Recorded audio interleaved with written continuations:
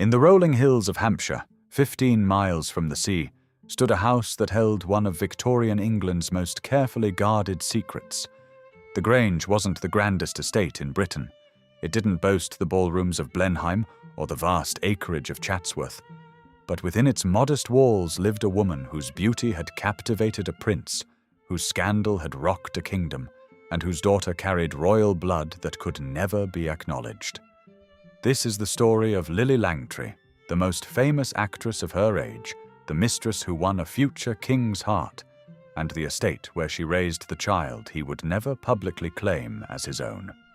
The Grange sat on 160 acres of Hampshire countryside near Newmarket, far enough from London to provide privacy, close enough to maintain connections to the world Lillie had conquered. It was purchased in 1890 with money from the Prince of Wales himself, a royal purse opened to ensure discretion, comfort, and the proper upbringing of a daughter named Jeanne-Marie. The house had 23 rooms, gardens designed for privacy rather than display, and stables that reflected Lillie's passion for thoroughbred racing. But its true purpose was singular: to provide a respectable home where an illegitimate royal child could grow up away from the scorching spotlight of public scandal. What makes the Grange's story so remarkable isn't its architecture or its luxury.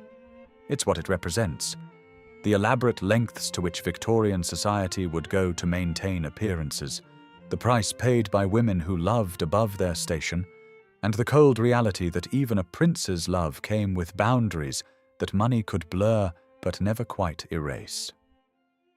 She was born Emily Charlotte Le Breton on October 13th, 1853, on the island of Jersey, that small British territory closer to France than England.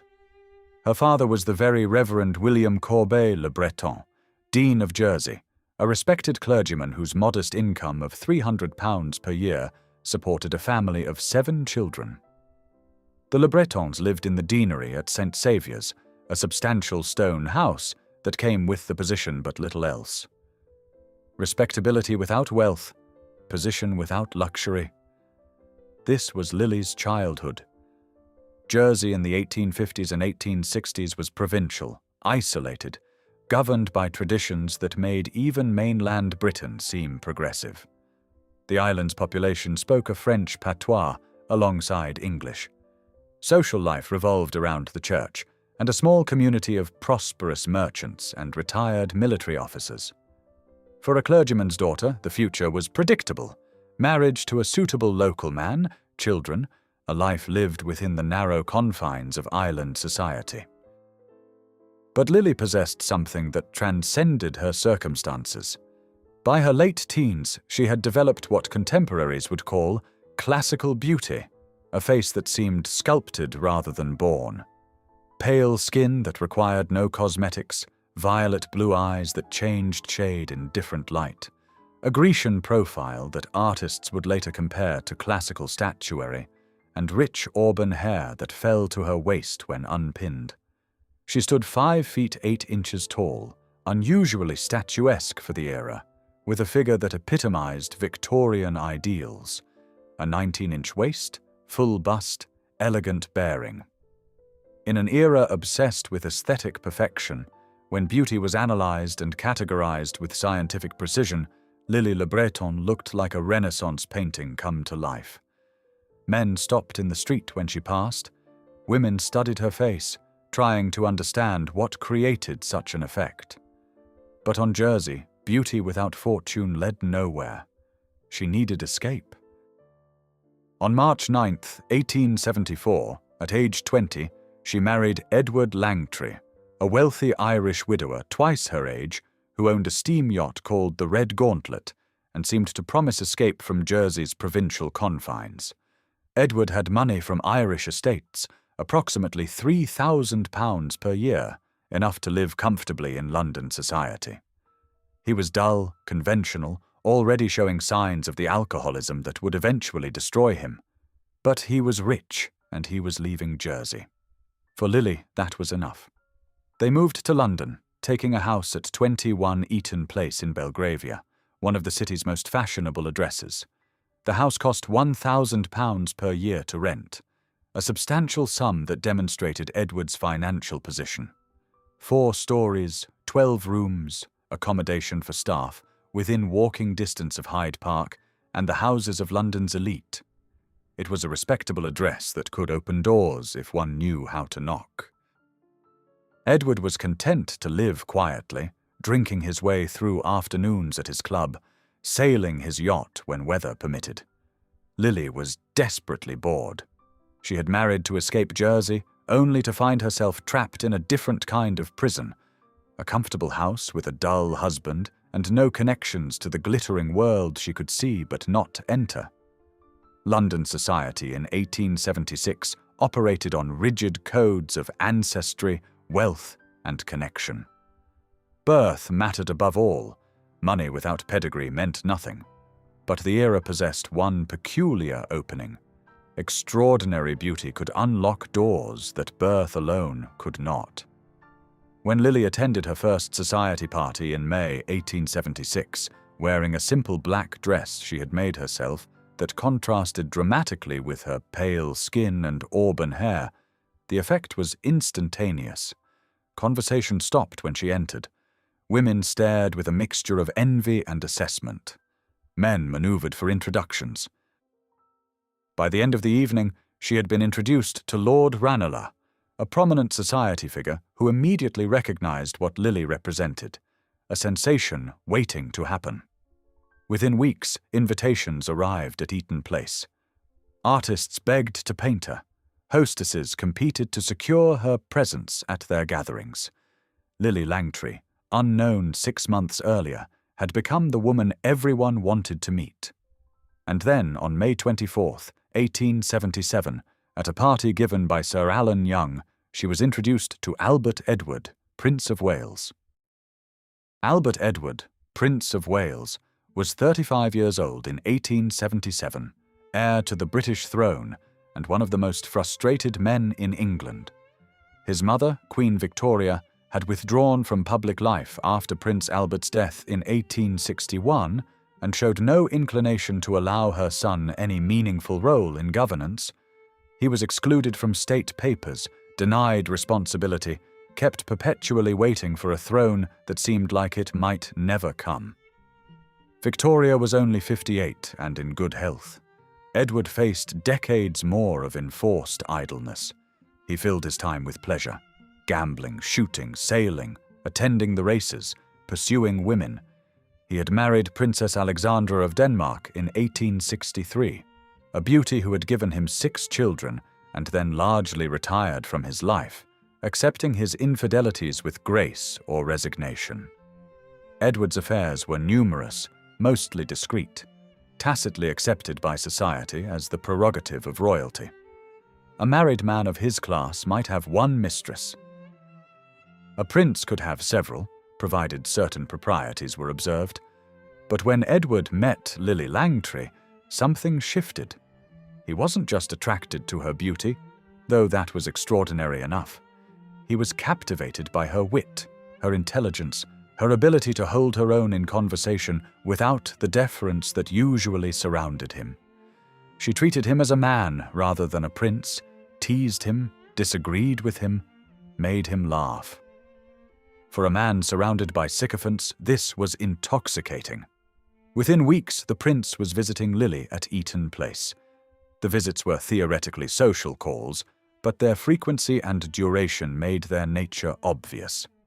Edward would arrive in the afternoon, stay for hours, often dining informally with Lillie and her complacent husband. Edward Langtry, whether genuinely oblivious or simply pragmatic, raised no objection as his wife became the Prince of Wales's acknowledged favourite. By autumn 1877, their affair was London's worst-kept secret. The prince no longer bothered with discretion. Lillie accompanied him to the races at Ascot, where she sat in the royal box. She attended the theatre in his company, occupying a prominent seat where everyone could observe them together. When the prince hosted parties, Lillie was invited. When Lillie hosted gatherings at Eaton Place, the prince attended. What's striking about this affair is how public it became. Victorian society maintained elaborate fictions about sexual propriety, but everyone knew the Prince of Wales was besotted with Lillie Langtry.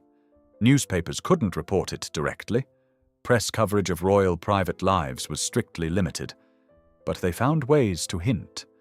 Society columns mentioned Mrs. Langtry's presence at events attended by the prince. Cartoonists drew subtle caricatures. Everyone understood the message. Artists clamoured to paint her.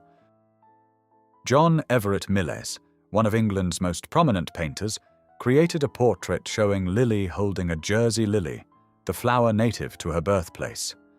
The painting, exhibited at the Royal Academy in 1878, caused a sensation. Crowds lined up to see it. Reproductions sold by the thousands. Lillie's face became the most recognisable in England after the Queen's.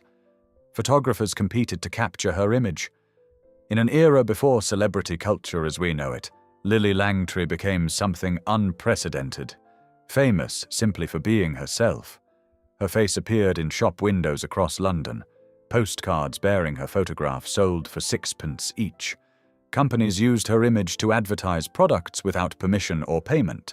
She had become, without precedent in British history, a celebrity created entirely by her association with the prince. The affair lasted approximately 3 years of intense intimacy, from 1877 to 1880. During this period, Lillie's position was unique. She wasn't quite respectable. Her background was too modest, her rise too sudden, her relationship with the prince too obvious. But she also couldn't be ignored or ostracized. Hostesses who snubbed her risked offending the prince. Society women who befriended her gained access to royal favour. Lillie existed in a strange, liminal space, accepted because she had to be, resented because she shouldn't have been. Edward showered her with gifts, jewellery worth thousands of pounds, diamond bracelets, ruby necklaces, pearl earrings, dresses from the finest London dressmakers, paid for by the prince through intermediaries, a carriage and horses so she could be seen driving in Hyde Park. The gifts served multiple purposes. They displayed his affection, they allowed Lillie to maintain the appearance required by her position, and they bound her to him through obligation and dependence. By 1880, the intensity had cooled. Not from scandal or discovery, everyone already knew, but from the natural progression of the prince's attention span. He remained fond of Lillie, still saw her regularly, but other women had caught his interest. The affair continued, but transformed into something more companionable, less passionate. They were lovers becoming friends, though the transition would soon be complicated by circumstances neither had anticipated. Then came the event that would change everything. Lillie realized she was pregnant. In early 1881, Lillie faced a crisis that threatened to destroy not just her own position, but potentially the monarchy itself. She was 27 years old. Her affair with the prince, while cooled, was still recent enough to make paternity obvious. Her husband Edward had been conveniently absent for months, travelling on his yacht, making it impossible to claim the child as his. The timing made the truth undeniable to anyone who cared to calculate dates. This presented an impossible problem. Royal mistresses were tolerated, but illegitimate royal children were scandals of an entirely different magnitude. The prince had fathered children before, rumours suggested several, but never with a woman as publicly associated with him as Lillie. Her fame, which had seemed like such an advantage, now became a liability. Every newspaper in England would report her pregnancy. Every gossip in London would count backward from the birth date. The connection to the prince would be inescapable. Queen Victoria, who already disapproved profoundly of her son's behaviour, would be apoplectic. She might even force him to make some public statement or apology. Princess Alexandra would be humiliated before the entire nation. Parliament, always sensitive to royal scandal, might become involved. At worst, the scandal could damage the monarchy's reputation at a time when Republican sentiment was growing stronger. The solution required money, discretion, and careful choreography. Discussions took place through intermediaries, the prince's private secretary, trusted lawyers, and a small circle of individuals who understood the stakes. Several things had to happen simultaneously. Lillie had to disappear from London before her pregnancy became visible. The child had to be born somewhere discreet, and arrangements had to be made for its care in a way that couldn't be traced directly back to the prince. In March 1881, Lillie left London suddenly, announcing through carefully placed newspaper items that she was travelling to Paris for health reasons. The explanation was deliberately vague, suggesting nervous exhaustion from her busy social life. Society understood this as code for something that couldn't be named, but the details remained private. In reality, Lillie went to a private clinic in France, far from British journalists and society gossips. The facility catered to wealthy women facing delicate situations: unwanted pregnancies, venereal diseases, addiction, mental breakdowns, anything that required medical care combined with absolute discretion. Lillie checked in under an assumed name, paid in cash that had been provided through intermediaries, and prepared to wait. On March 8, 1881, she gave birth to a daughter. The labor was difficult, lasting 14 hours, attended by a French doctor who had been paid handsomely to forget every detail. The child was healthy, strong-lunged, with the auburn hair and fair skin that marked her mother's beauty. Lillie held her daughter for perhaps an hour, then nurses took the infant away. There was no question of Lillie keeping the child with her. That would come later, when arrangements could be made more permanent. The child was named Jeanne-Marie, a deliberately French choice that distanced her from any obvious British royal connection. Official birth records, carefully falsified through expensive legal maneuvering, listed Edward Langtry as the father. This legal fiction protected everyone involved. Officially, the child was the legitimate daughter of Edward and Lillie Langtry, born in France during a period when both parents happened to be travelling. The dates didn't quite add up if one looked closely, but official records could be persuasive when properly arranged. What happened next reveals the elaborate machinery of Victorian discretion. The prince, through intermediaries who never revealed his involvement, arranged for the child's immediate care. Money flowed through layers of lawyers, trustees, and foreign bank accounts, ensuring it couldn't be traced directly back to the royal family. Jeanne-Marie was initially placed with foster parents in France, a respectable middle-class family who understood they were caring for the child of someone important, but were paid not to ask questions. Lillie remained in France for 3 months, recovering physically and emotionally. She saw her daughter occasionally during this period, brief supervised visits that must have been torture. She was the child's mother, but she couldn't acknowledge it publicly. She loved her daughter, but she couldn't keep her. The price of her affair with the prince was playing out in the cruelest possible way.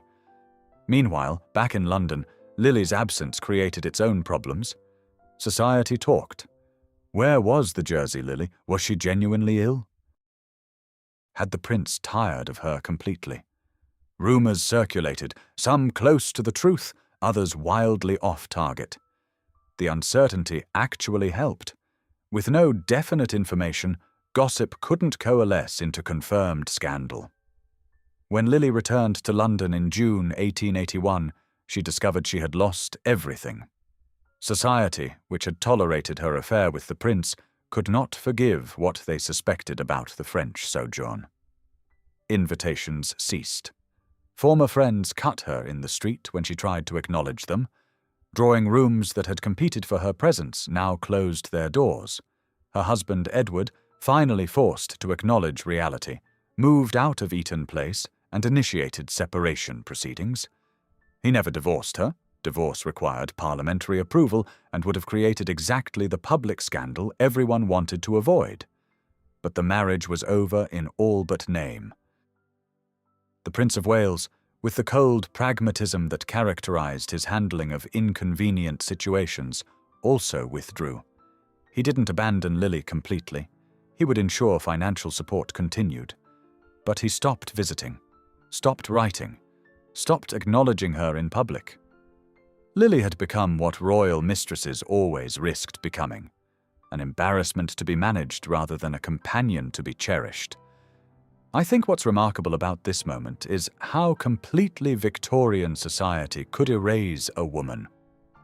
Lillie had been the most famous woman in England, her face recognized everywhere, her presence sought at every fashionable gathering.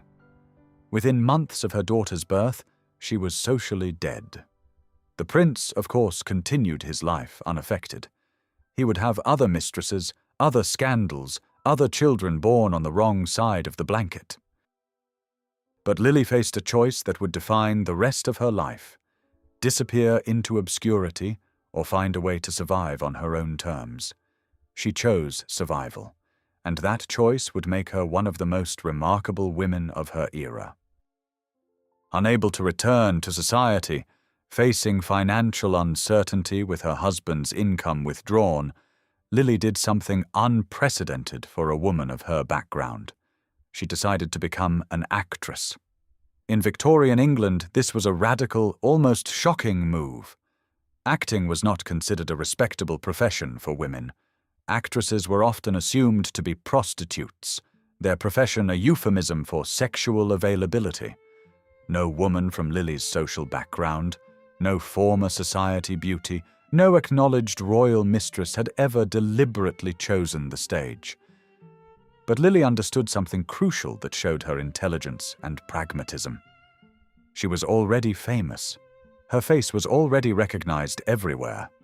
Her name already appeared in newspapers, even if those mentions had turned from admiring to censorious. Instead of hiding from her notoriety, she could capitalize on it. If society wouldn't accept her, the theatre would. And if she was going to be talked about anyway, she might as well be paid for it. She approached the theatre manager John Seymour with a proposal. She would perform, learning as she went, and he could advertise her name to draw crowds. Seymour, recognizing the commercial potential, agreed immediately. They chose She Stoops to Conquer as her debut vehicle, a comedy that wouldn't require dramatic intensity and would allow Lillie to trade on her natural charm. She made her debut on December 15, 1881, at the Haymarket Theatre in London, playing Kate Hardcastle. The theatre was packed, every seat sold weeks in advance, standing room filled with spectators who had arrived hours early. People came partly out of curiosity, to see the fallen woman make a spectacle of herself, and partly out of genuine interest in whether she could actually act. The performance was, objectively, mediocre. Critics were savage. The Times noted her inexperience shows in every gesture. The Standard observed that beauty alone cannot compensate for lack of training. The Illustrated London News commented that Mrs. Langtry's voice lacks projection and her movements seem uncertain. Every review acknowledged her stunning appearance but demolished her theatrical technique. But audiences didn't care. They came to see Lillie Langtry, the Jersey Lillie, the prince's former mistress, and they kept coming night after night. The production ran for 6 weeks, every performance sold out. Seymour's commercial gamble had paid off spectacularly. Lillie had discovered something important. Notoriety could be converted into money if one was willing to endure public scrutiny. Lillie was intelligent enough to recognize her limitations and determined enough to overcome them. She hired voice coaches to work on projection and diction. She studied movement with a former ballet dancer who taught her how to carry herself on stage. She watched other actresses, analyzing their techniques, learning what worked. She rehearsed obsessively, drilling lines until they became automatic, working through blocking until movements felt natural. Over the next 2 years, she performed in a series of productions, gradually improving. She would never be a great actress. Her technique always remained somewhat limited, her emotional range constrained. But she became competent, professional, and most importantly, commercially viable. Theatre managers wanted her because she sold tickets. Audiences wanted to see her because she represented something fascinating, a woman who had fallen from the heights of society but refused to disappear. In 1882, she embarked on her first American tour. It was a sensation that exceeded even her London success. Americans, free from British class constraints and delighted by scandal associated with British royalty, adored her. She opened in New York on November 6, 1882, at the Park Theatre, playing Rosalind in As You Like It. The house was packed with society figures, theatre critics, and curious Americans who wanted to see the woman who had captured a prince's heart. The tour stretched across America: Philadelphia, Boston, Chicago, St. Louis, New Orleans, San Francisco. In each city she played to sold-out houses. She met Oscar Wilde, who had preceded her to America and helped promote her tour with his characteristic wit. "Mrs. Langtry," he announced, "is the most beautiful woman in the world, and now she has become a most accomplished actress." The statement was hyperbolic. Wilde never undersold anyone, least of all himself, but it helped create the buzz that sold tickets. American newspapers covered her tour exhaustively. They reported what she wore, where she stayed, what she ate for breakfast. They interviewed her, asking about the Prince of Wales, about London society, about her theatrical ambitions. Lillie handled these interviews with increasing skill, giving enough information to seem candid while revealing nothing genuinely private. She understood publicity in a way that was ahead of her time. She earned money on a scale she had never imagined. A successful London theatrical run might pay an actress £50 per week. Lillie's American tour earned her over £10,000, approximately £1.3 million in today's money. After expenses and management fees, she cleared perhaps £6,000, serious wealth that belonged to her alone, earned through her own efforts rather than given by a man. The money went toward two purposes. First, maintaining herself in the style to which she had become accustomed. Lillie understood that her marketability depended partly on maintaining her image. Beautiful dresses, elegant accommodations, the appearance of success. She couldn't appear desperate or reduced even when facing financial pressure. Second, and more importantly, the money was saved toward providing for her daughter. By 1884, Jeanne-Marie was 3 years old, still living with foster parents in France. Lillie visited when she could, but theatrical tours kept her away for months at a time. She sent money regularly, ensured her daughter had everything needed, but the arrangement was deeply unsatisfactory. A foster home, no matter how comfortable, wasn't a real home. Jeanne-Marie needed her mother, and Lillie needed her daughter. But Lillie couldn't bring Jeanne-Marie to London and maintain her theatrical career. The child's existence would raise questions Lillie couldn't answer without destroying the elaborate fiction of respectability she was building.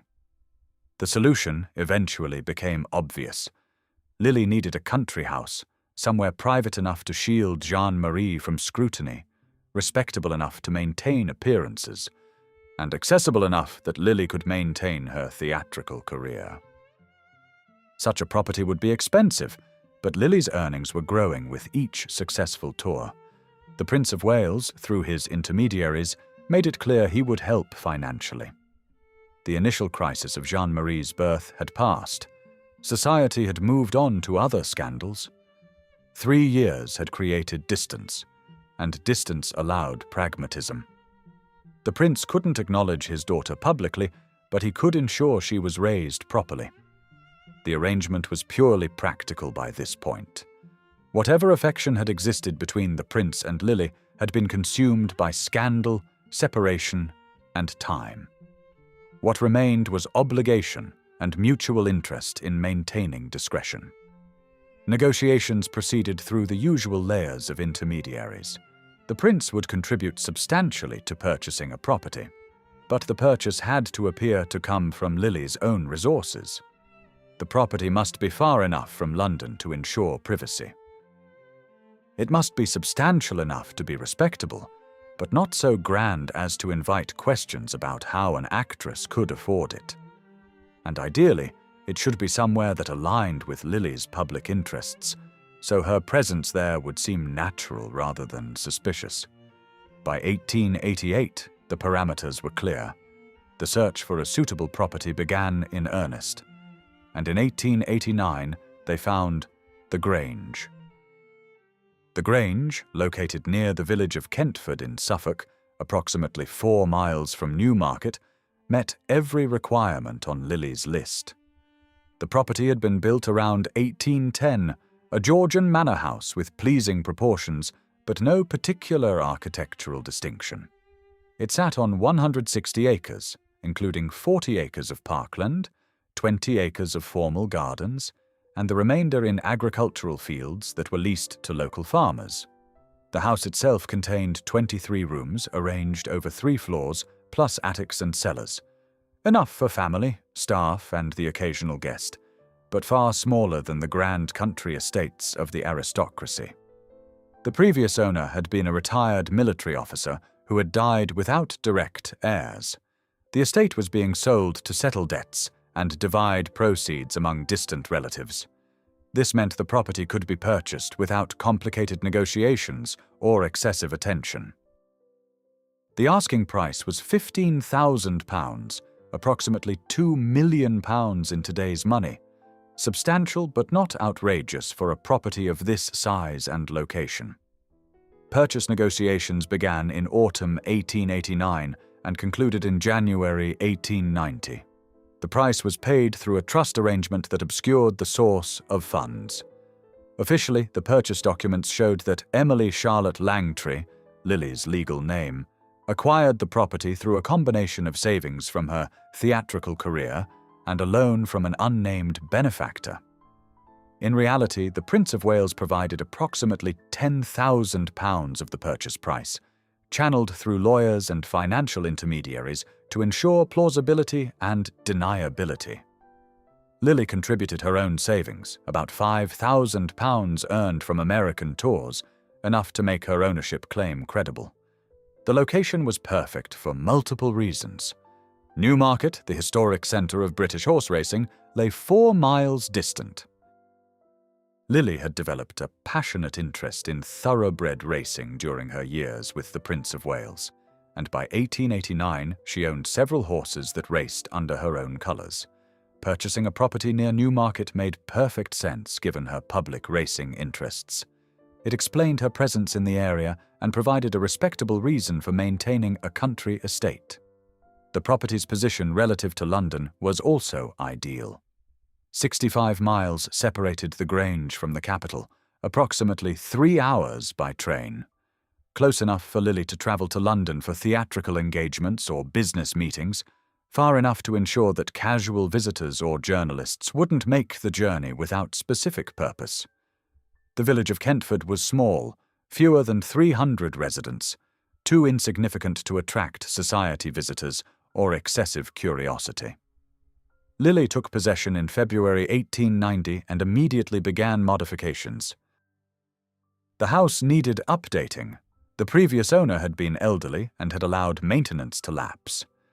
Lily hired a local architect, Francis Perkins, to oversee renovations. The changes were practical rather than dramatic, modernizing the kitchen with new ranges and improved ventilation, installing additional bathrooms. The house originally had only 2, updating the plumbing throughout, rewiring for electric lighting in the main rooms, and refreshing all the interior decoration. The exterior received minimal changes. Lily understood that maintaining a modest appearance was essential. She didn't want the Grange to look like the expensive property it was. The Georgian brick facade was cleaned and repointed, but not altered. Windows were repaired, but not replaced. The roof was reslated where necessary, but kept its original lines. From the road, the Grange looked exactly like what it claimed to be, a comfortable country house owned by a successful actress, neither grand nor humble, respectable and unremarkable. The gardens received more attention. Lily hired a landscape designer, Thomas Mawson, who who was beginning to establish his reputation for naturalistic garden design.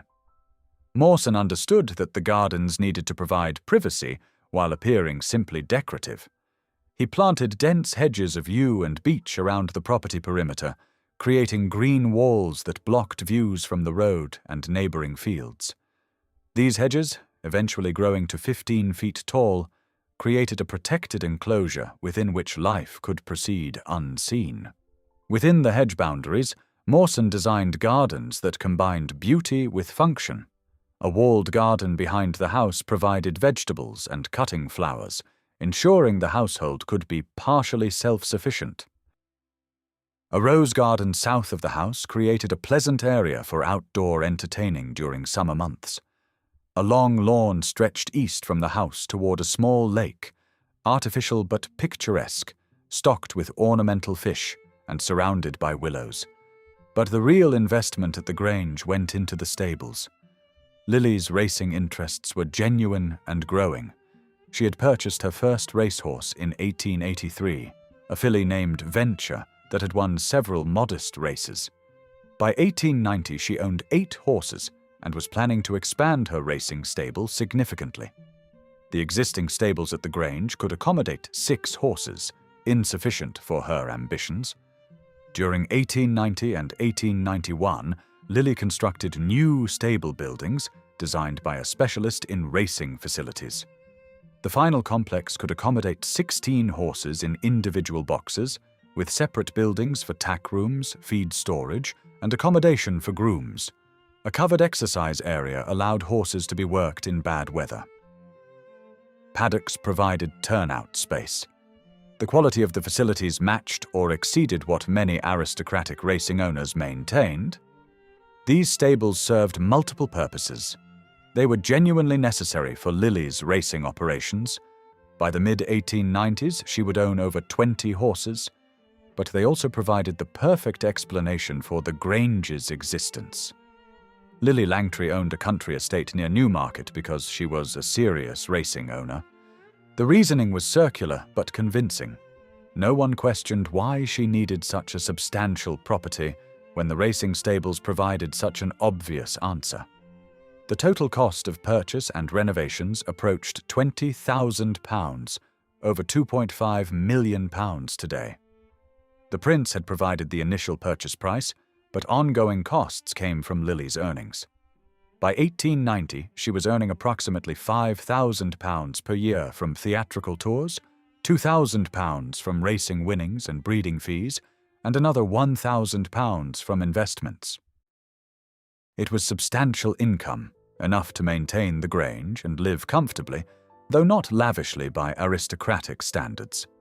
In March 1891, nearly 10 years after her birth, Jeanne-Marie was finally brought from France to England to live permanently with her mother at the Grange. The Grange was not designed to impress visitors. It was designed to provide comfort, maintain privacy, and create the appearance of respectable country living without the grandeur that would invite questions about how an actress had acquired such wealth. Walking through the house reveals how carefully this balance was maintained. The front entrance faced north, approached by a curved gravel drive that split from the main road a quarter-mile from the house. The drive was deliberately long and curving, preventing anyone on the road from seeing the house clearly. Mature oaks and elms lined the drive, further obscuring views. A visitor arriving at the Grange would have no sense of being observed from the road, an important consideration given the nature of the household. The facade itself presented typical Georgian symmetry. 3 stories of red brick with white-painted wooden window frames, 5 windows across on each floor, a white-painted door with a modest portico supported by 2 Doric columns. The portico was the only gesture toward architectural distinction, and even it was restrained. Nothing about the exterior suggested either wealth or scandal. It looked respectable, established, unremarkable, exactly the impression Lillie needed to create. The front door opened into a central entrance hall, 14 feet square, floored in black and white marble tiles laid in a checkerboard pattern. This was the only gesture toward grandeur in an otherwise understated interior, and even this was modest compared to the elaborate entrance halls of aristocratic country houses. A mahogany console table stood against one wall, holding a silver tray for calling cards, maintaining the fiction that the Grange received conventional social visits. An umbrella stand, a hall chair, and a mirror completed the furnishings.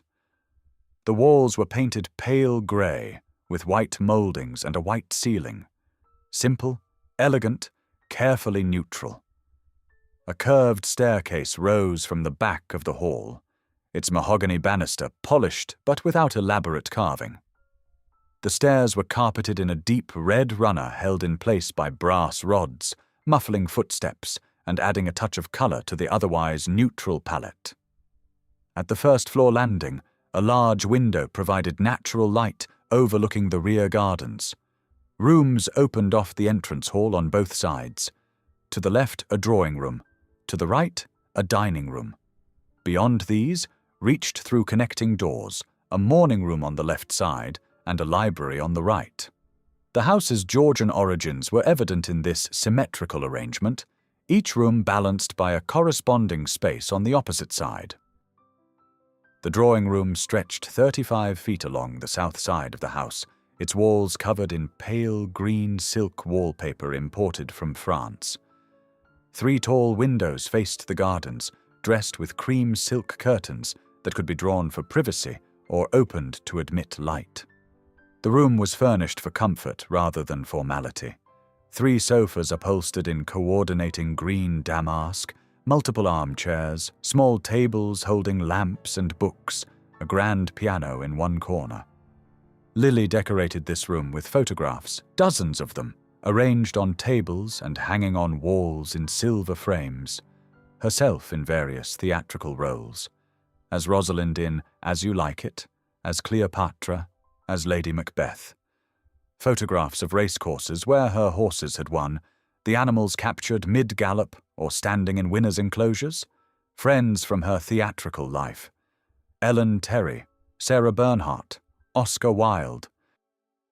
Notably absent were any photographs from her society years, any images of the Prince of Wales, any hint of the scandal that had defined her life. The drawing room presented a carefully curated version of Lillie's history, emphasizing achievement while erasing inconvenience. The dining room, across the hall, measured 25 feet by 18 feet. The walls were covered in burgundy damask, creating a warmer, more enclosed feeling appropriate for evening meals. A mahogany table could be extended to seat 12, though Lillie rarely entertained on that scale. 12 matching chairs, upholstered in burgundy leather, surrounded the table. A sideboard along one wall held serving pieces and decorative objects. The room's most distinctive feature was its paintings, horses exclusively. Racing scenes, portraits of famous thoroughbreds, studies of mares and foals. These paintings reflected Lillie's genuine passion while reinforcing the public explanation for the Grange's existence. The morning room, beyond the drawing room, served as Lillie's private sitting room when she wasn't entertaining. Smaller and more intimate, it contained a writing desk where she handled correspondence and business matters, comfortable chairs for reading, and bookcases holding a personal library that revealed her intellectual interests. Theatrical works, French novels, racing histories, breeding records. A small fireplace made the room cozy in winter. This was Lillie's working space, where she managed the complex logistics of a theatrical career, a racing stable, and a household staff. The library, corresponding to the morning room on the opposite side, held approximately 500 volumes, a respectable collection for a house of this size. The books were eclectic, accumulated over years rather than purchased as a set for display. Shakespeare and other theatrical works, naturally. French literature, which Lillie had learned to read fluently during her time in Jersey and Paris. Biographies, histories, and several shelves devoted to horse breeding and racing management. The room also contained comfortable reading chairs, good light from 2 windows, and the smell of leather bindings and old paper. Upstairs, the first floor contained the principal bedrooms. Lillie's own rooms occupied the southeast corner, a large bedroom, approximately 18 feet by 15 feet, with an adjoining dressing room and private bathroom. The bedroom featured a 4-poster bed with cream silk hangings, heavy enough to provide privacy and warmth. A fireplace ensured comfort during cold months. A writing desk positioned to catch morning light allowed Lillie to work in her room when she chose. A chaise longue near the window provided a comfortable spot for reading. The decoration was feminine, but not frivolous. Pale blue walls, cream woodwork, soft Persian carpets over polished floorboards. The adjoining dressing room contained built-in wardrobes, holding the extensive wardrobe a theatrical career required. Evening gowns for performances and after-theatre suppers, day dresses, travelling clothes, riding habits, and the increasingly informal clothing that Edwardian women were beginning to adopt. A full-length mirror, essential for checking appearance before leaving the house. A dressing table with good lighting, everything necessary for maintaining the image on which Lillie's career partly depended. The private bathroom was a relatively recent innovation. Most houses of this period shared bathrooms among multiple bedrooms. Lillie had insisted on this during renovations, understanding that privacy extended to all aspects of life. The bathroom contained a large porcelain tub, a sink with hot and cold running water, a water closet, and heated towel rails. It was functional luxury, comfort that served practical needs rather than display. Jeanne-Marie's rooms were directly adjacent to Lillie's, connected by a shared sitting room. This arrangement allowed mother and daughter privacy when needed while maintaining easy connection. Jeanne-Marie's bedroom measured 12 feet square, decorated in white and pale blue with furniture chosen for a young girl. A single bed with a white coverlet. A bookshelf filled with French and English books, the collection growing as she aged from children's stories to more sophisticated literature. A desk for schoolwork, essential since Jeanne-Marie couldn't attend conventional schools. Windows overlooking the gardens, dressed with cheerful cotton curtains. The sitting room between the two bedrooms served as their private family space. A sofa and comfortable chairs allowed them to spend evenings together away from staff and visitors. A small fireplace provided warmth. Bookshelves, a sewing basket, games and puzzles, the ordinary domestic equipment of family life. This was the heart of the Grange in many ways, the space where Lillie and Jeanne-Marie could be simply mother and daughter without the complications that defined their relationship in the outside world. 4 additional bedrooms on the first floor accommodated guests when necessary, though the Grange was never a house for extensive entertaining. These rooms were pleasant but simple, furnished with good quality but unremarkable furniture. Beds, wardrobes, washstands, chairs. They could house theatrical friends visiting from London, racing associates staying for Newmarket meetings, or family members on rare occasions. The second floor, reached by the main stairs or a servant's stair at the back of the house, contained 6 smaller bedrooms for residential staff. The housekeeper, cook, butler, lady's maid, and 2 housemaids. These rooms were simple but comfortable, far better than the quarters servants usually received. Lillie understood that staff loyalty was essential, and comfortable accommodation helped ensure discretion. The attic floor held 3 more rooms for lower-ranking servants who didn't require permanent residence, but might stay occasionally, additional maids brought in for cleaning, temporary kitchen help during entertaining, or visiting servants accompanying guests. The basement contained the functional heart of the house. A large kitchen dominated one end, equipped with a modern coal-fired range, extensive work surfaces, a walk-in larder, and a scullery for washing up. The cook, Mrs. Bradley, ruled this domain with skill Lillie appreciated. Good food mattered, both for household morale and for entertaining the occasional theatrical friend.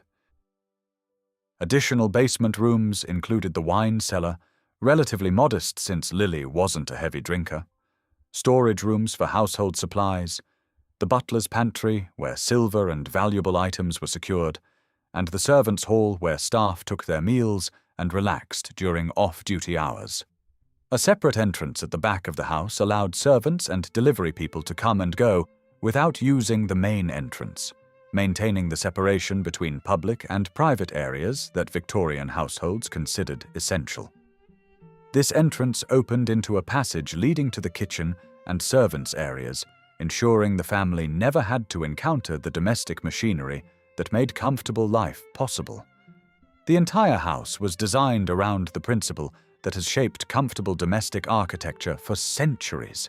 The family and their guests should experience beauty and comfort without seeing the work that creates it. At the Grange, this principle served an additional purpose.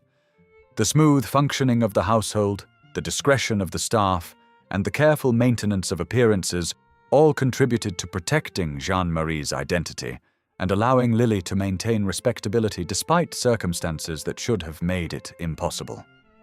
I think the genius of the Grange's design lies in its ordinariness. A grand house would have attracted attention and raised questions about how an actress could afford such luxury. A modest house would have seemed beneath someone of Lillie's fame and income. The Grange existed in the perfect middle ground, substantial enough to be respectable, modest enough to be explicable, private enough to protect secrets while maintaining appearances that satisfied society's requirements for propriety. The household at the Grange ran on a carefully maintained routine designed to balance Lillie's theatrical career, her racing interests, and her responsibilities as a mother, though that role could never be publicly acknowledged. Staff numbered approximately 15 during full occupation, though numbers fluctuated depending on Lillie's presence and activities. The senior staff included Mr. Bartlett, the butler, who managed the house and male servants, Mrs. Henderson, the housekeeper, who oversaw female staff and household provisioning, Mrs. Bradley, the cook, who ran the kitchen, and Miss Thompson, Jeanne-Marie's governess, who occupied a position somewhere between staff and family. Below them worked 3 housemaids responsible for cleaning and maintaining the house, a kitchen maid who assisted Mrs. Bradley, a scullery maid who washed dishes and vegetables, and Lillie's lady's maid, a French woman named Adele who handled Lillie's extensive wardrobe and traveled with her to theatrical engagements. Outdoor staff included 5 men, a head groom who managed Lillie's racing horses, 2 undergrooms who handled daily stable work, and 2 gardeners who maintained the grounds and grew vegetables for the kitchen. During racing season, additional temporary staff might be employed: exercise riders, trainers visiting to work with specific horses, veterinarians checking animals before races. The staff was carefully chosen for more than competence. Discretion was paramount. Before employment, each staff member signed a confidentiality agreement, unusual for domestic service but essential given the household's nature. The agreement specified that revealing information about the household, its occupants, or visitors would result in immediate dismissal without references. Since references were essential for securing future employment, this threat was effective. Wages at the Grange ran approximately 20% above standard rates for comparable positions. The butler earned £70 per year rather than the typical £55 to £60. Housemaids received £22 rather than £18 to £20. This premium served multiple purposes. It attracted better staff, encouraged loyalty, and provided additional incentive to maintain the confidentiality agreement. Servants who were well paid and well treated were less likely to gossip or sell information to newspapers. The household routine varied depending on Lillie's presence. When she was away on theatrical tours, which could last weeks or months, the Grange operated in a reduced state. Core staff remained: the butler, housekeeper, cook, 1 housemaid, the governess and Jeanne-Marie, and the outdoor staff maintaining horses and gardens. The house was kept ready for Lillie's return, but didn't require the full complement of servants when only the child and governess were in residence. When Lillie was at the Grange, the house came to life. She typically rose at 9, breakfasting in her room with tea, toast, and fruit brought by her maid. She spent the morning working in her sitting room, managing correspondence related to her theatrical bookings, reviewing accounts for the racing stable, handling the business aspects of her career. Lillie was surprisingly good with money and management, skills learned through necessity after her fall from society. She knew exactly what her horses cost to maintain, what her theatrical contracts paid, and where every pound went. Jeanne-Marie's day followed a more structured routine. Morning lessons with Miss Thompson began at 9. English grammar and literature, French, Jeanne-Marie spoke both languages fluently by age 10, arithmetic, history, and geography. Afternoon lessons focused on accomplishments, piano, drawing, and dancing, taught either by Miss Thompson or visiting teachers from Cambridge 20 miles away. Physical education consisted of walks around the estate, riding lessons using the gentler horses from the stable, and outdoor games on the lawn. The child received an education far superior to what most illegitimate daughters could expect. She read extensively from an early age. The library at the Grange was open to her, and Miss Thompson encouraged reading across multiple subjects. By 12, Jeanne-Marie had read Shakespeare, Dickens, Victor Hugo in French, and historical works that gave her a sophisticated understanding of European history. She studied piano seriously enough to play Chopin and Beethoven competently. Her French was flawless, her English marked by careful grammar and extensive vocabulary. But her education had absolute boundaries determined by her parentage. She could never attend school, where questions about family background would be inevitable.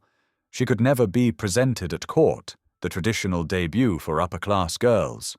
She could never participate in the social season that defined how aristocratic young women met potential husbands. Her future was constrained by circumstances of birth that she probably didn't fully understand as a child. Mother and daughter took lunch together at 1 o'clock when Lillie was in residence, usually a light meal served in the morning room rather than the formal dining room. Conversation at these meals must have been carefully navigated. What did they talk about? Lillie's theatrical work, certainly. Books Jeanne-Marie was reading. The horses, a topic that interested them both. But there were subjects that couldn't be discussed. Who was Jeanne-Marie's father? Why couldn't she go to school like other girls? Why did people call her Lillie's niece when they both knew the truth? Afternoons, when weather permitted, they might walk the estate together or watch the horses being exercised. Lillie was increasingly serious about racing by the mid-1890s, studying bloodlines, attending sales, making breeding decisions. Jeanne-Marie absorbed this knowledge, developing her own understanding of thoroughbred breeding and racing strategy. It gave them common ground, a shared interest that transcended the complicated nature of their relationship. Evenings at the Grange, when Lillie wasn't performing in London, were quiet. Dinner at 7, sometimes just the two of them if no guests were present, sometimes with theatrical friends who had travelled from London for the weekend. After dinner, they might spend time in the drawing room, Lillie working on correspondence or reading scripts, Jeanne-Marie practicing piano or reading. By 10, Jeanne-Marie was sent to bed. Lillie might stay up later, reading or working, before retiring to her own rooms. Lillie's theatrical career continued through the 1890s, which meant frequent absences from the Grange. She would spend weeks or months touring in America, where she remained extremely popular, or performing in London's West End. During these absences, Jeanne-Marie remained at the Grange with Miss Thompson and the staff.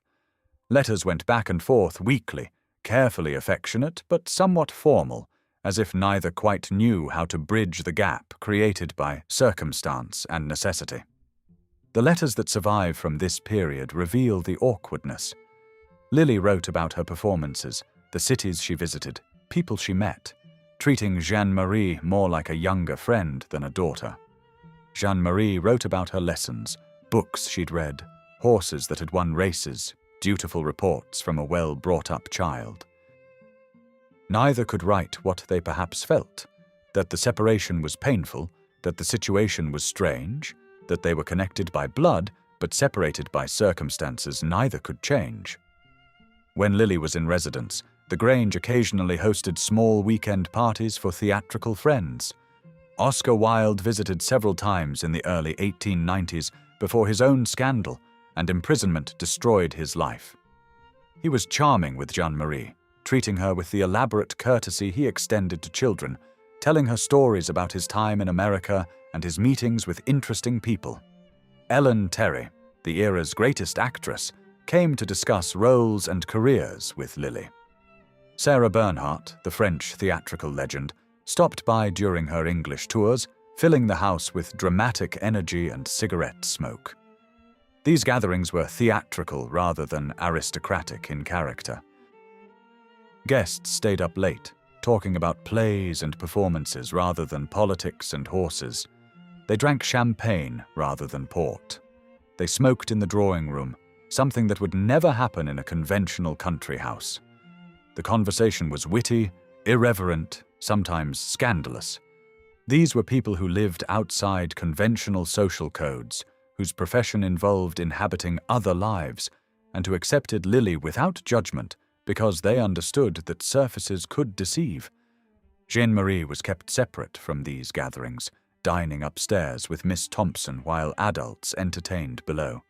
She could hear the laughter, the music when someone played the piano, the sound of animated conversation. It must have seemed both exciting and excluding, a glimpse of a world she couldn't quite enter.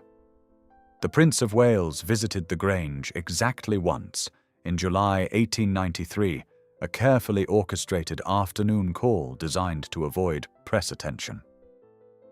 He arrived in an unmarked carriage with a single equerry, staying less than 2 hours. Jeanne-Marie, then 12 years old, was presented to him as her mother's niece. He spoke to her kindly but briefly, asking about her lessons and interests in the manner of an adult, making polite conversation with a child. Whether she understood who he really was remains unclear from available records. Did she sense something in the way he looked at her? Some recognition of features she saw in her own mirror? Or did she accept the fiction, as Victorian children were trained to accept what adults told them? After that visit, the prince maintained his financial support but kept his distance. Money arrived quarterly through the same lawyers and trustees who had arranged the original purchase of the Grange. The amounts were generous, approximately £2,000 per year, enough to cover a significant portion of the house's running costs, Jeanne-Marie's education, and general expenses. But the prince never visited again, never wrote directly to Lillie, and never acknowledged any connection beyond that of former friendship. The arrangement was purely transactional by this point, obligation without affection. The prince had other mistresses by the 1890s, other interests, and his relationship with Lillie had become simply a financial commitment to ensure his daughter was properly cared for while her existence remained discreet. What's deeply poignant about this arrangement is its loneliness. Lillie had achieved something remarkable: financial independence, a successful career, a beautiful home, and her daughter under the same roof. But she remained fundamentally isolated, caught between two worlds and fully accepted by neither. Society had never truly forgiven her scandal. The theatrical world embraced her professionally, but couldn't provide the social standing she had lost. And the man whose child she had borne kept a careful distance, his support generous but his presence absent. Jeanne-Marie's isolation was perhaps even more complete. She had every material advantage, but she had no siblings, few friends her own age, and a mother whose absences were frequent and extended. She existed in a strange limbo, not quite legitimate, not quite acknowledged, carefully educated but socially nowhere. It was a strange childhood by any measure, one that would shape the reserved, somewhat distant adult she would become. As Jeanne-Marie grew older and required less direct supervision, needing a governess more for academic instruction than constant care, Lillie threw herself increasingly into horse racing.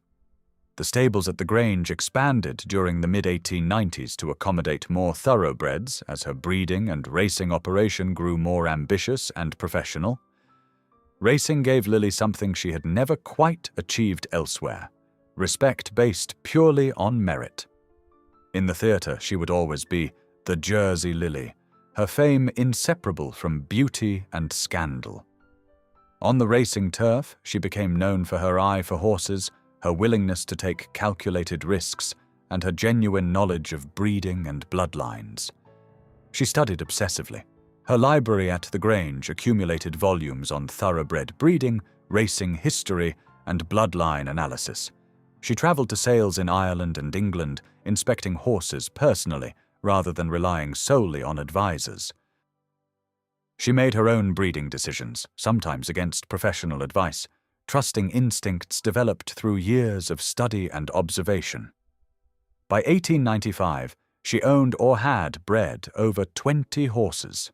Some raced under her colours, turquoise with a fuchsia sash and cap, deliberately theatrical and immediately recognisable.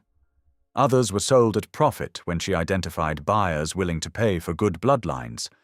Still others were kept for breeding, producing foals that would race or be sold years later. The operation was genuinely profitable, supplementing her theatrical income and providing financial security independent of the prince's quarterly payments.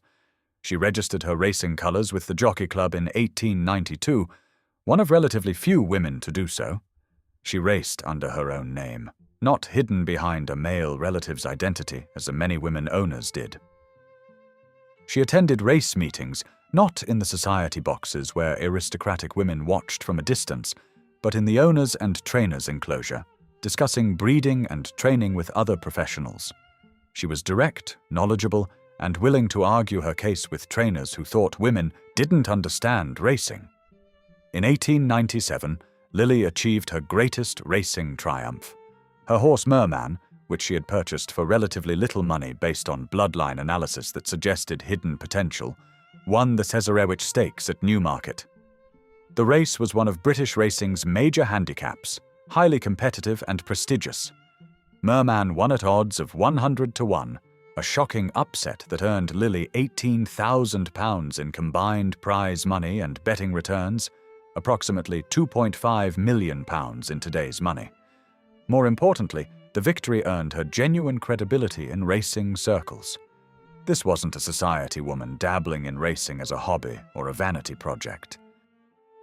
This was a serious owner who could compete with the best, who understood horses well enough to identify a future winner when professionals had dismissed the animal as mediocre. Racing newspapers praised her judgment. Other owners sought her opinion on bloodlines and breeding prospects. She had earned respect in an arena where gender and scandal didn't matter, only results. The stables at the Grange became known in racing circles as well-run and professional. Visitors came to inspect Lillie's horses, discuss breeding theories, and propose breeding arrangements or sales. These were business meetings, not social calls. Lillie negotiated hard, kept meticulous records, and made decisions based on racing logic rather than sentiment or appearance. She hired professional trainers, paying top rates for expertise. The head trainer at the Grange during the peak years was John Porter, who had trained Derby winners and knew thoroughbreds as well as anyone in England. Porter initially doubted working for a woman owner, especially one with Lillie's scandalous background, but her knowledge and commitment won him over. They worked together productively for years, Porter respecting Lillie's instincts while she deferred to his greater experience in conditioning horses for specific races. The financial returns from racing were substantial but variable. A good year might bring £5,000 in prize money and breeding fees. A poor year might bring losses when horses didn't perform as expected or breeding ventures failed. Over time, the operation was profitable, adding significantly to Lillie's income and providing financial cushion against the inevitable decline of her theatrical career. I believe this success mattered to Lillie in ways that went far beyond money. Racing was one arena where her scandal didn't define her, where she could compete on equal terms with aristocratic men and prove herself through results rather than beauty or royal favor. The Grange's stables represented freedom in a way the house itself, purchased with the prince's money, and serving partly to hide his daughter, never quite could.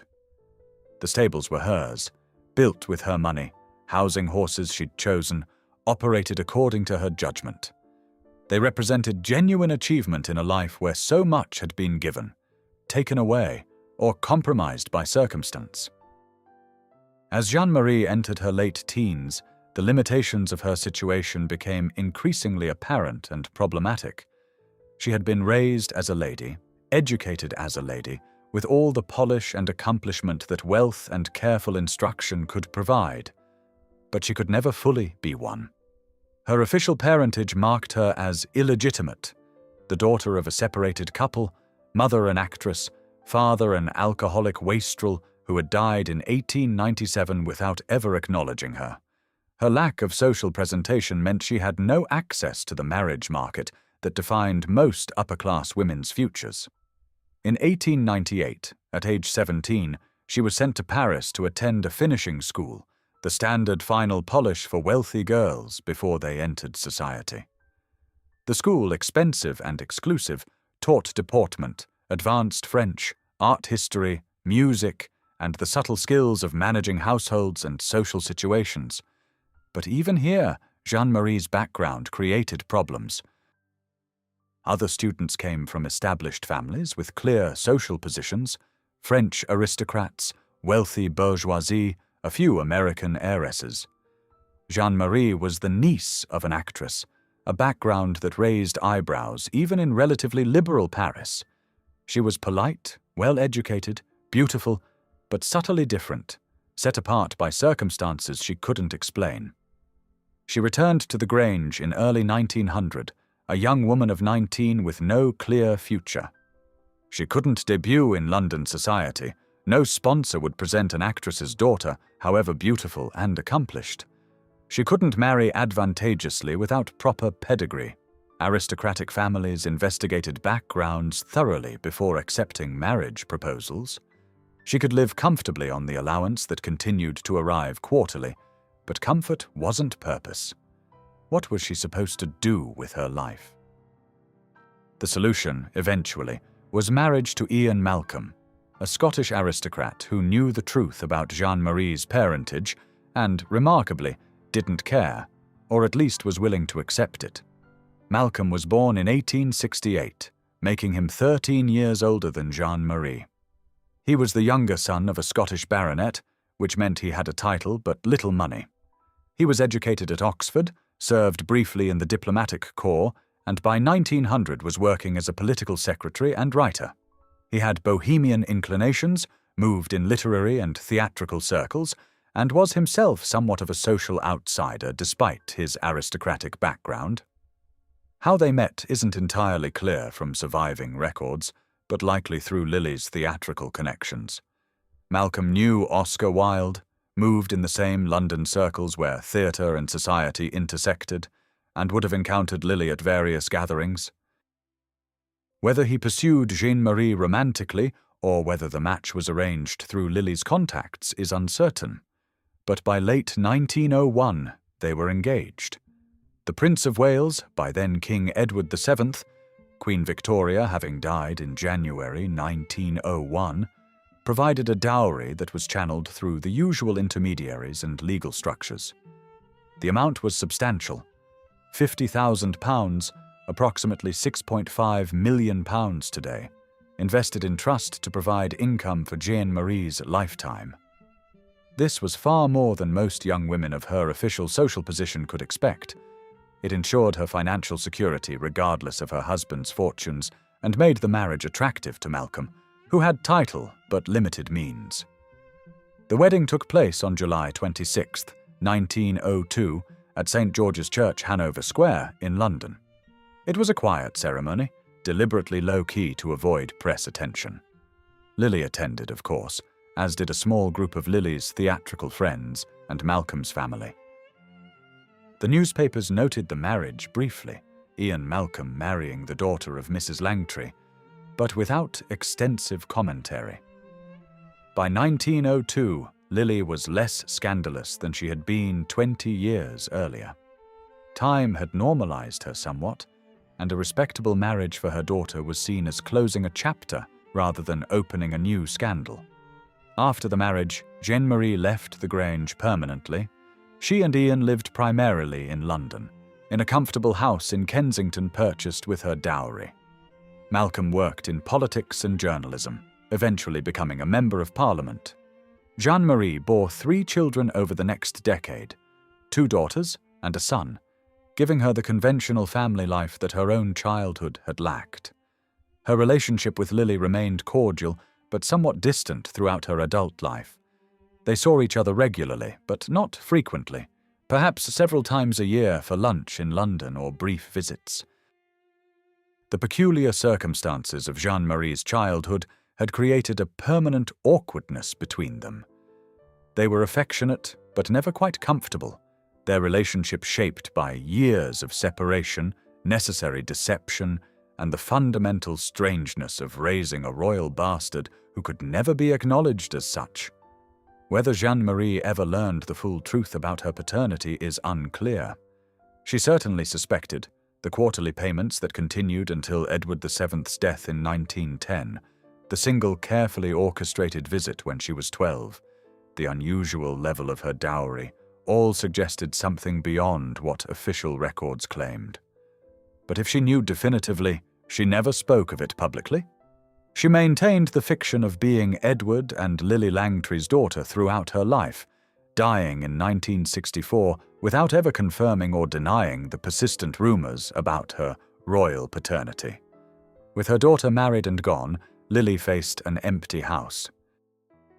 She was 49 years old in 1902, still performing occasionally, but no longer the theatrical sensation she had been in her prime. Her racing stable continued, but even that had lost some of its excitement as she aged, and the energy required for active stable management exceeded what she wanted to provide. The Grange, which had been purchased specifically to provide a home for Jeanne-Marie, no longer served its original purpose. On April 26, 1903, Lillie was involved in a serious automobile accident in Paris that would mark the beginning of her decline. She was a passenger in one of the newfangled motor cars when it collided with another vehicle at high speed on the Avenue des Champs-Élysées. The cars of 1903 lacked basic safety features: no seatbelts, no crumple zones, fragile construction. The impact threw Lillie forward, her face striking the interior of the vehicle.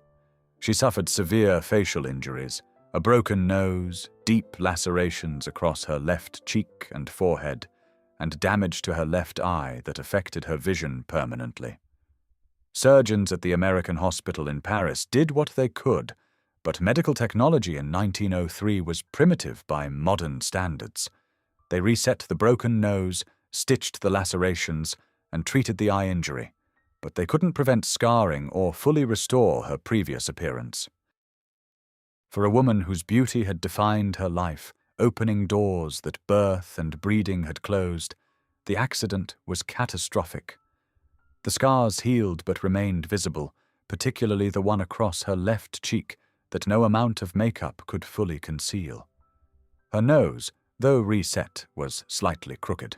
Her left eyelid drooped slightly, giving her face an asymmetrical appearance that contrasted sharply with the classical perfection she had once possessed. At age 49, an age when beauty naturally fades regardless of accidents, the injuries accelerated what time would have done anyway. Lillie was no longer the Jersey Lillie, the face that had launched 1,000 photographs. She was a middle-aged woman with visible scars, a reminder that beauty was always temporary and sometimes brutally stolen. Theatrical roles became fewer almost immediately. Producers who had once clamored for Lillie's name on their bills now offered supporting parts or politely declined to respond to inquiries. The honest truth was that Lillie had never been a great actress. She had been a great beauty who could act well enough, whose fame sold tickets, and whose presence attracted audiences. With beauty diminished, her theatrical career effectively ended. She performed occasionally over the next few years, benefits, special performances for friends, a few final tours, but by 1905, her theatrical career was essentially over. She retreated to the Grange, spending more time with her horses and less in London. The house, which had once been a haven, a place where she could be simply herself, a mother with her daughter away from public scrutiny, now felt different. It was too large for one person and a diminished staff, too full of memories of Jeanne-Marie's childhood, the rooms that had housed a governess now empty, the sitting room where they had spent evenings together now silent. King Edward VII continued his financial support after becoming king in 1901, but the relationship had long since become purely transactional. The quarterly payments arrived punctually through the same legal mechanisms that had operated for 20 years. They saw each other occasionally at race meetings. Edward remained passionate about racing throughout his life, exchanging pleasantries like old acquaintances rather than former lovers. The king had other mistresses, other interests, other priorities. Lillie was a past chapter, maintained out of obligation rather than affection, a loose end that needed tying, but not a current concern. In 1907, she met Hugo de Bath, the younger son of a baronet, 20 years her junior. Hugo was charming, pleasant, rather aimless, the type of younger son who lacks the drive to build a career, but possesses sufficient charm to get by. He was attracted to Lillie's fame and remaining beauty, she to his title and companionship. They married in 1907, giving Lillie the title Lady de Bath, that provided a measure of social respectability she had always lacked. It was a strange marriage by most measures. Hugo preferred to live in Monaco, where the climate was mild and the gambling casinos provided entertainment. Lillie divided her time between Monaco and the Grange, never entirely committed to either. They maintained separate bedrooms, separate social lives to some degree, and seemed to operate more as companions than as passionate spouses. But it served both their purposes. Hugo gained access to Lillie's money and social connections. Lillie gained a title and respectable married status. When King Edward VII died suddenly in May 1910, one of Lillie's primary sources of financial security ended with him. The quarterly payments ceased immediately. The financial arrangement had been personal to Edward, a private commitment made through his privy purse, not an official royal obligation that would transfer to his successor. The new king, George V, felt no responsibility to continue his father's private commitments, particularly ones that reminded everyone of his father's notorious womanizing. Lillie discovered she was less wealthy than she had assumed. The racing stable, which had seemed profitable, had actually been subsidized by the king's money. Approximately £2,000 per year had covered a significant portion of operating costs. Without that support, expenses exceeded income. Prize money and breeding fees weren't sufficient to cover the costs of maintaining a stable of 20 horses with professional trainers and staff. She began selling horses, first the less promising ones, then gradually some of the better breeding stock as financial pressure increased. She reduced stable staff, cut training expenses, and eventually scaled back to just 6 horses, enough to maintain a presence in racing, but a shadow of the ambitious operation she had built during the 1890s. The Grange became a financial burden rather than a haven. Maintenance costs were substantial. A house of that size required constant upkeep, and delayed maintenance only created more expensive problems. Property taxes had increased significantly since 1890. Heating costs for 23 rooms were considerable. Staff had to be maintained even when the house was barely occupied. Insurance, grounds maintenance, repairs, it all added up to approximately £1,500 per year, far more than Lillie could comfortably afford on her reduced income. Her theatrical earnings had essentially ceased. Racing income was now minimal. She had some investments, but returns were modest. Hugo contributed little. He had no significant income of his own and lived largely on Lillie's money. By 1915, as World War I created additional economic pressures and inflation reduced the value of her investments, maintaining the Grange was clearly unsustainable. In 1919, faced with financial necessity rather than choice, Lillie sold the Grange for £12,000, less than the £15,000 original purchase price 30 years earlier, and certainly far less than the £20,000 total investment when renovations were included. Even accounting for inflation, she took a substantial loss. But she needed the capital, and the burden of maintaining the house had become impossible. The sale ended a chapter that had lasted nearly 3 decades, the house that had sheltered a royal secret, that had provided a home for a king's unacknowledged daughter, that had represented Lillie's attempt to create respectable family life from scandalous circumstances. That house passed into other hands, its special purpose ended, its story unknown to the new owners. After selling the Grange, Lillie lived primarily in Monaco, in a villa Hugo had purchased with her money. She made occasional visits to London, staying at the Savoy Hotel, meeting old friends from theatrical days, attending race meetings when energy permitted. But her health was declining steadily. Years of theatrical tours, late nights, rich food, and simply the accumulated wear of a dramatic life were taking their toll.